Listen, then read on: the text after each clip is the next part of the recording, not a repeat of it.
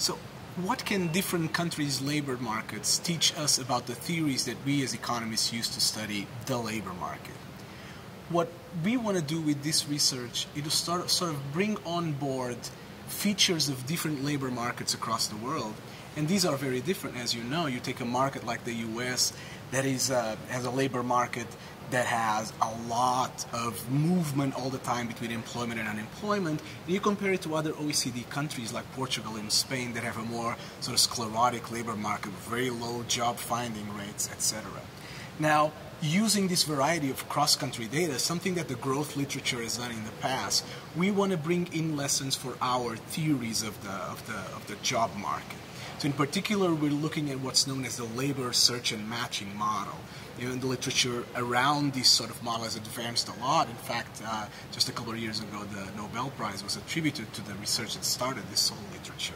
But what we're trying to do now is, because most of the mapping between data and model, the interplay between model and data that economists do all the time, has been done with US data, we're trying to bring in this cross-country discipline to help us figure out what features of the model are helpful, what features of the model are not helpful, in what dimensions does the model, if at all, fits the data, in particular cross-country data in this sense.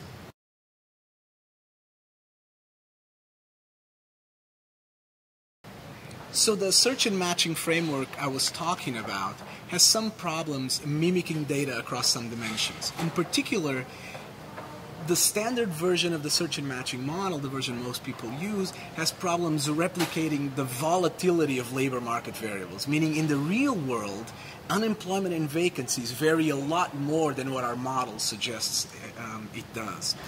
But these are results that we got from US data. So what we did with the cross-country data I was talking about is confirm that this is true for other countries also. Moreover, what we were able to do is we were able to look at potential solutions that have been suggested in the literature to change the model so as to fix this problem.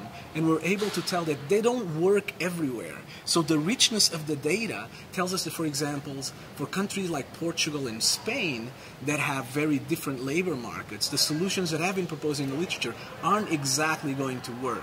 So as a consequence, we need to think a little bit more about different types of shocks that might be impinging on labor markets besides the simple productivity shocks that we have in search and labor market models.